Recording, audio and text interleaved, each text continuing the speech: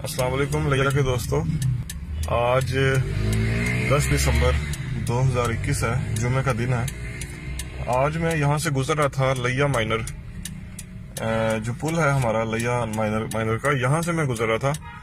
तो एक चीज़ जो मुझे समझ नहीं आ रही थी बहुत अरसे से, कि यहाँ पे आप देख रहे होंगे कि ये गट्टू जो है, बोरियां खाली अक्सर जो है यहाँ रोड के ऊपर डाल दी जाती हैं।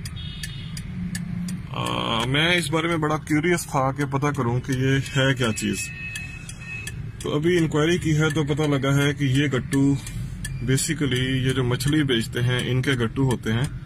ये सुबह यहाँ से मछली लेकर जब आते हैं तो गट्टू खुश्क करने के लिए यहाँ रोड के ऊपर डाल देते हैं। पूरा दिन यहाँ से गाड़ियां गुजरती हैं और गाड़ियां गुजरने से, जिस तरह ये भी गुजर रही है, ये गट्टू प्रेस होके इन दी एंड खुश्क हो जाते हैं और अगले दिन ये लोग दोबारा इन्हीं गट्टुओं में मछली लेकर और यहाँ जाके बेचना शुरू कर देते हैं। और ये सिर्फ यहाँ पे नहीं है, सदर बाजार वाली साइड पे जाएंगे वहां पे भी आपको यही सिचुएशन नजर आएगी। अब मुझे नहीं पता कि इसकी हाइजेनिक फूड जो है वो हाइजेनिक रहती है या नहीं रहती।